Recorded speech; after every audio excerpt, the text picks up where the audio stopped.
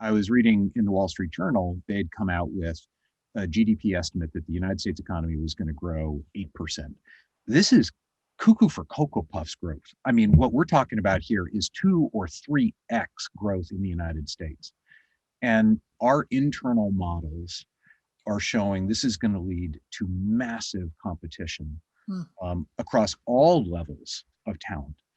Candidly, I think the first places that we're going to be seeing this are going to be in the blue collar, where with the return of hospitality, the return of in-person retail, the return of restaurants, the desire for everybody to go out and like hug someone. I mean, you need Uber drivers to do that. You need Lyft drivers. You need people in the bars and the hotels. Plus, I think that what happened in 2020 also is going to continue to lead to this one-time secular shift towards online e-commerce. So you're going to be having the e-commerce supply chain all competing for the same group of folks. It's going to lead to, in many ways, an increase in cost.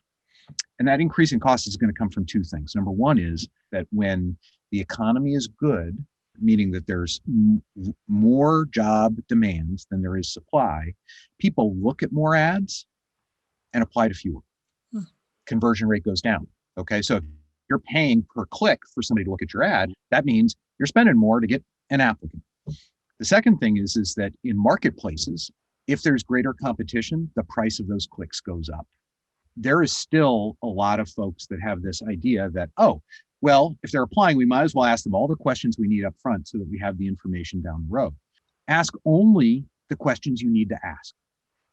In white collar position, first name, last name, email address, phone number, mobile number, and give me your resume. Boom. You can always ask all the compliance stuff and all the other information ex post facto.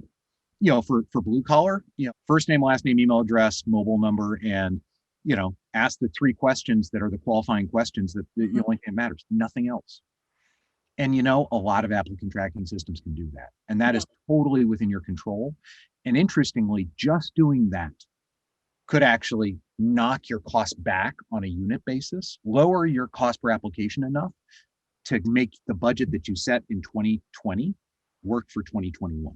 There's a lot written about unintended bias, right?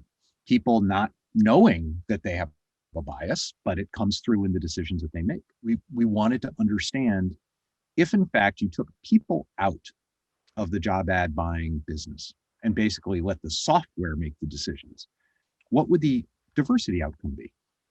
So we instrumented all of Appcast ad buying.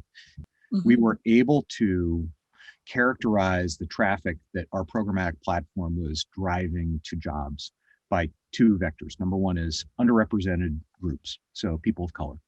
And number 2 is women. And what we found was programmatically distributed job ads oversampled for people of color by 23%. And programmatically distributed job ads oversampled for women by 7%. And that kind of took my breath away a little bit. And I can't prove that there was unintended bias in the traditional ad buying decisions that people make. But what I can say definitively is this data tells me that if you cast a wide net, and really in the United States and in North America, the only way to cast a very wide net from a recruitment advertising standpoint is to have software to do it because you can't hire enough people to go to right. sites, is that you get better outcomes.